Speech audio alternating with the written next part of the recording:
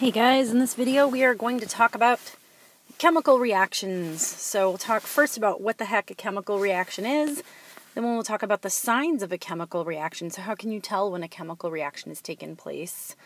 Then we will discuss the parts of a chemical reaction, then a little bit about writing equations, and then a little bit about balancing those equations. So what is a chemical reaction?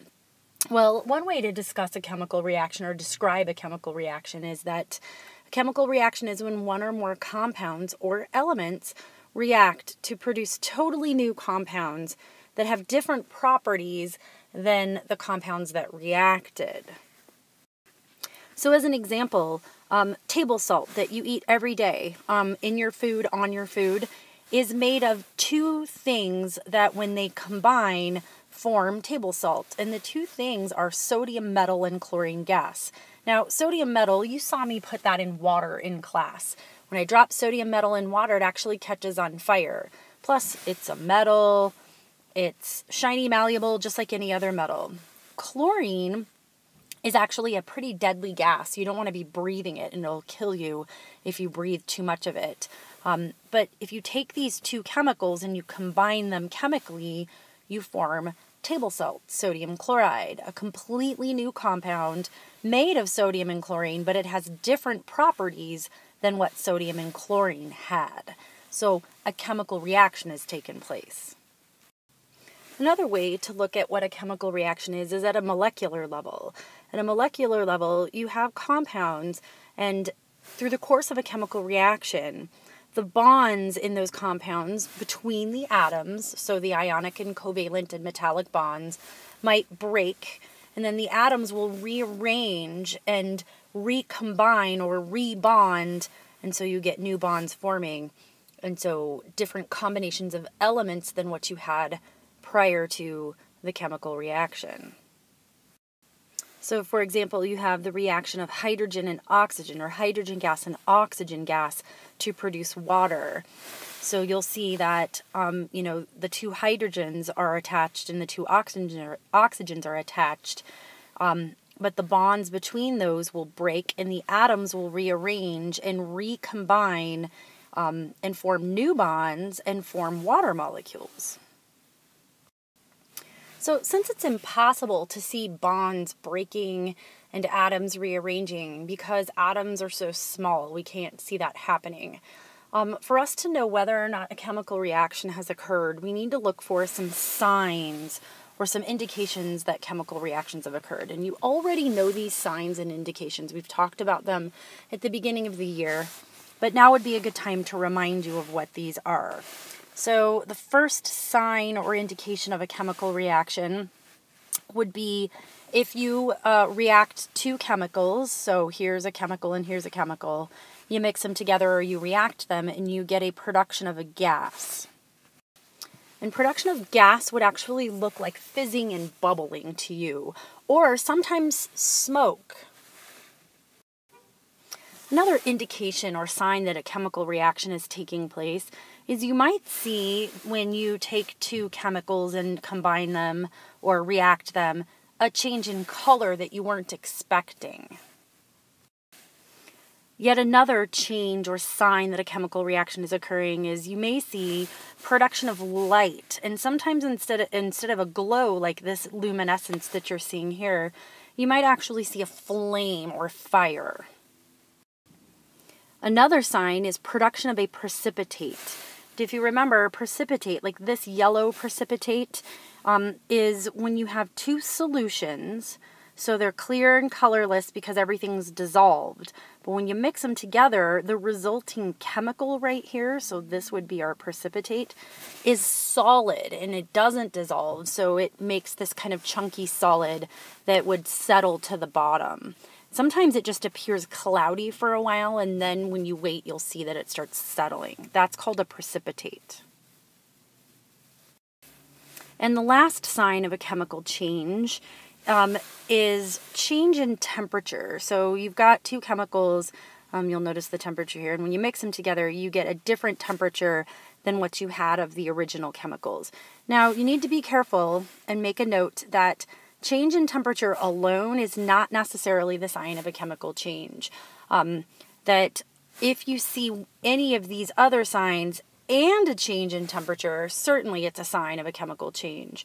But if you don't see any of these other signs, but you get a change in temperature, that doesn't necessarily mean a chemical reaction has taken place. All right, so all chemical reactions basically have two parts. So the starting materials are called your reactants.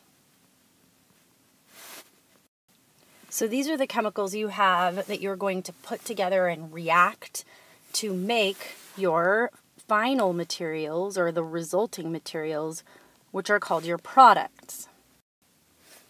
So the parts of a chemical reaction are really easy.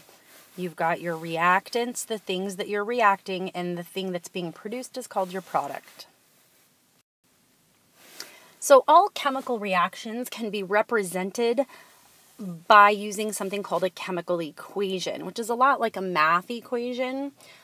We use slightly different symbols in a chemical equation, but ultimately it's the same sort of idea.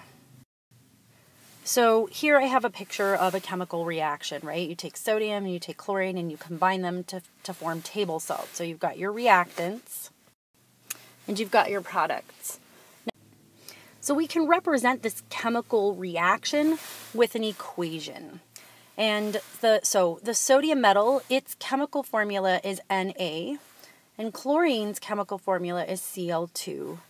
And table salt sodium chloride, its chemical formula is NaCl. So let's talk about what all of these things are that I've written around the Na, the Cl, and the NaCl.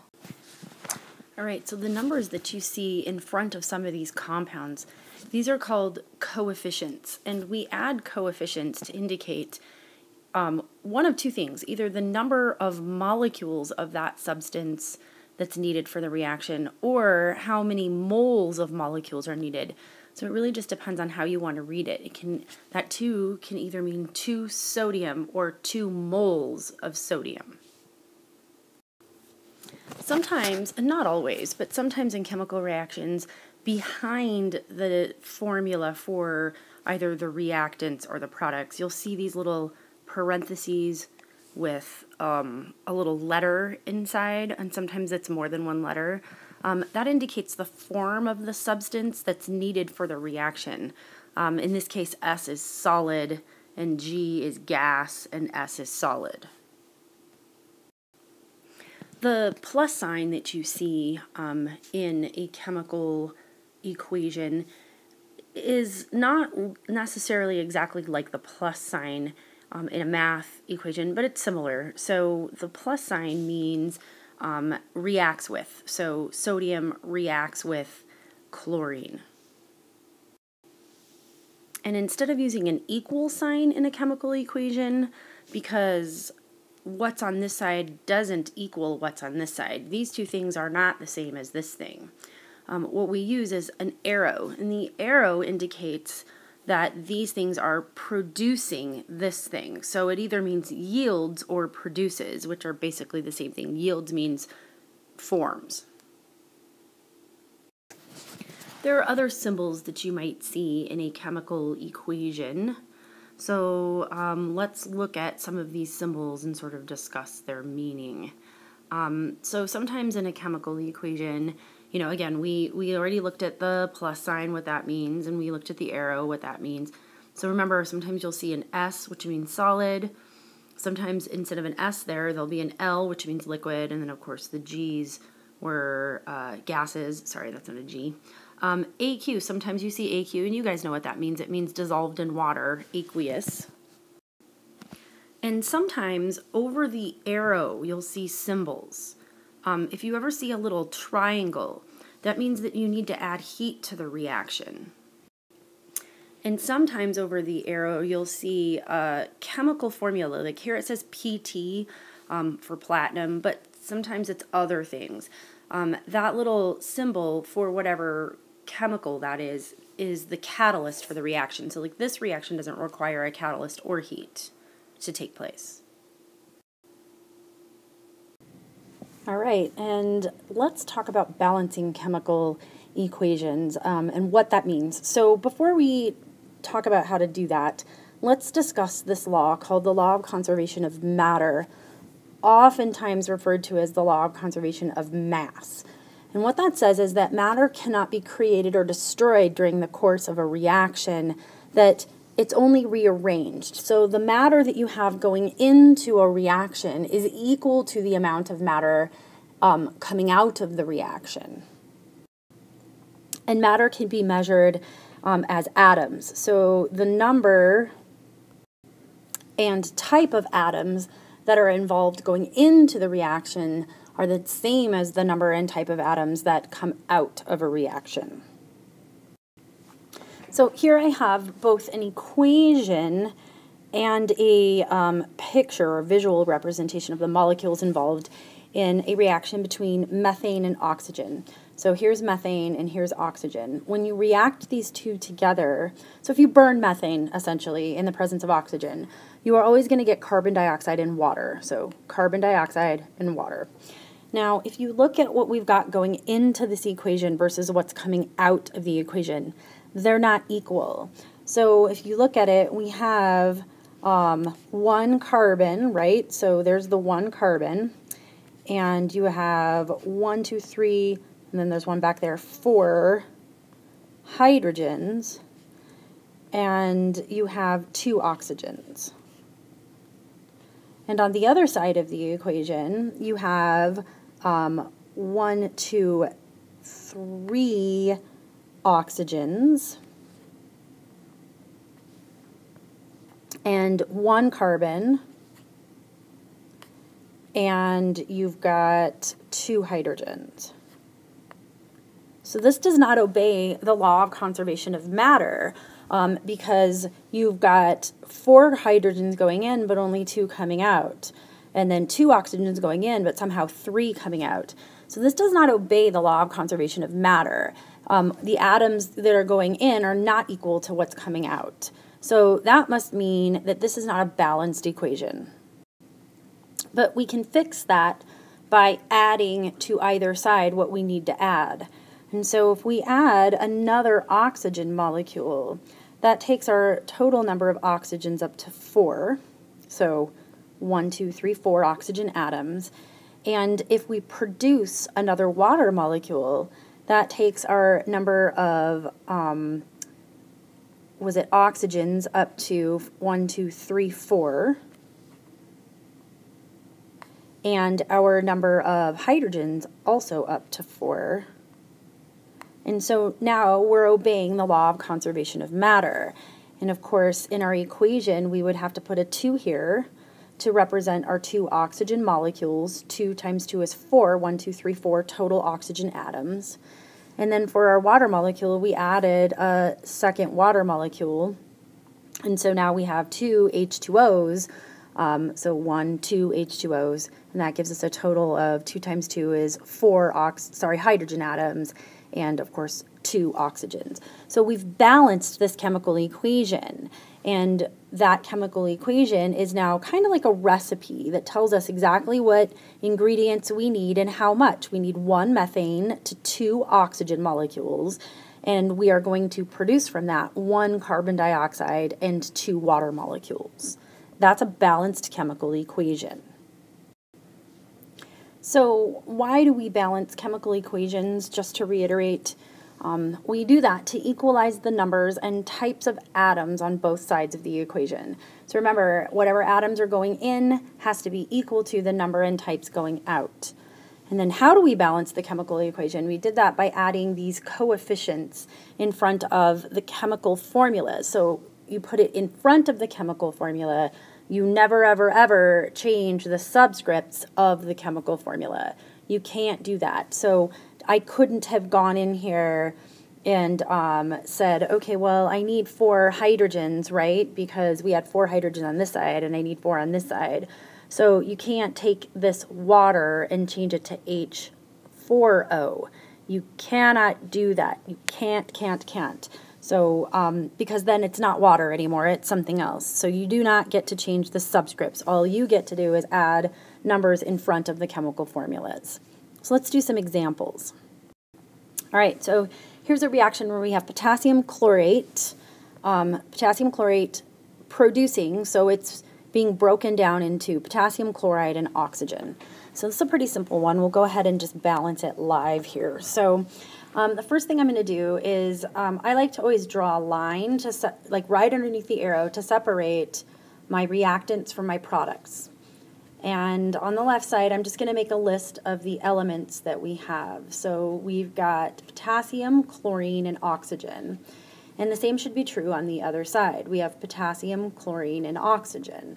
So potassium, chlorine, and oxygen. If we have any other elements that don't exist on the other side of the equation, then something's weird, because remember, what goes in has to come out. So you can't have new elements coming out that weren't there in the beginning, because we're not talking about nuclear chemistry here where we've got, you know, elements decaying. We're just talking about chemical reactions, bonds breaking between atoms and atoms rearranging. All right, so the second thing we're going to do is we're going to count them up. So we have 1 potassium, we have 1 chlorine, and we have this 3 on the oxygen, so that means there's 3 oxygen atoms. So we're tallying or counting up the atoms on the reactant side. And we're going to do the same on the product side. So we have 1 potassium, we have 1 chlorine, and in this case we happen to only have 2 oxygens.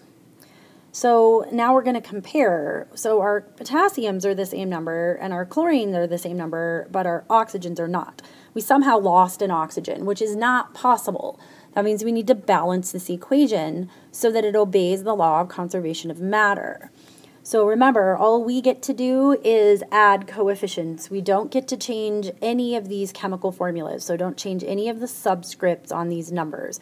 We can only add numbers in front of the compound. So since our potassiums and our chlorines are okay, we're going to go ahead and balance the oxygens. Now, the only way to balance these oxygens is to make them both equal a whole number. That's another thing, is your coefficients must be whole numbers. And since there's no whole number that I can put here in front of potassium chlorate that's going to make the oxygen a 2, the best thing to do is just find a common multiple. So we want to make them both 6. So to do that, I'm going to have to put a 2 here, because 2 times 3 is 6 oxygens. And then on the other side, I want 6 oxygens, so the coefficient that I could put there is 3. And so 3 times 2 equals 6. So I've balanced my oxygens, but you may have noticed that that screws up our potassiums and our chlorines, because that 2 now makes 2 potassiums, and that 2 now makes 2 chlorines. So let's check the other side. The other side, we still only have 1 potassium and 1 chlorine, but it's easy enough to make them both equal 2 by just putting a 2 in front of potassium chloride. And so this has become our balanced chemical equation. We have the same number and types of atoms on both sides of the equation, and we now know that for this reaction to take place, we would need 2 potassium chlorates, and that we would yield 2 potassium chlorides and 3 oxygen molecules.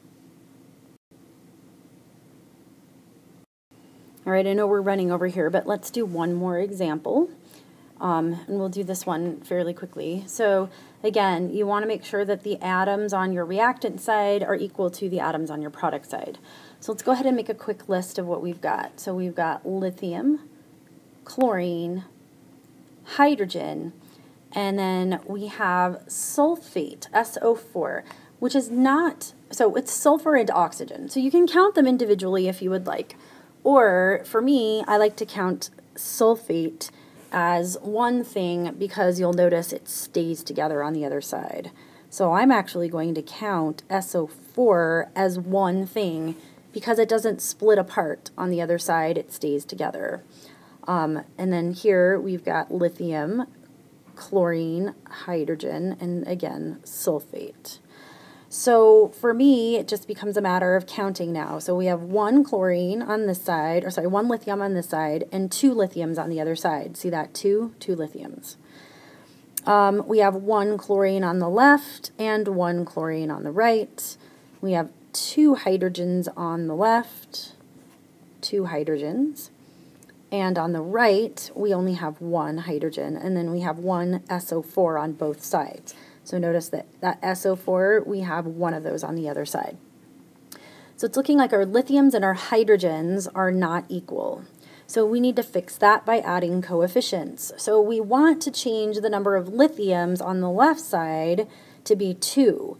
Now resist the urge to put a 2 right here. You don't get to do that. Remember, you can't change the subscripts. So the only thing you can do is put a 2 right here. So that's going to change our number of lithiums to 2. And so now they're equal. But notice what it does as well is it applies to the chlorine as well. So 2 lithiums and 2 chlorines. So that's going to change our chlorine to 2. Now on the other side, we don't want to, or we had, these were equal and now they're not. That's easy enough to fix. So we have to make this a 2 now. And to do that, we would put a 2 here. Because again, remember, you don't get to put a 2 here. You can't change the subscripts. You can only put a 2 in front, or a coefficient. So that gives us our 2 chlorines, but it changes our hydrogens to 2 as well, which is good because that's what we wanted, right? We had 2 hydrogens over here, and now we have 2 over here. So this becomes our balanced chemical equation. We've balanced the equation. And sorry I ran over a little, but that is chemical reactions and how to balance.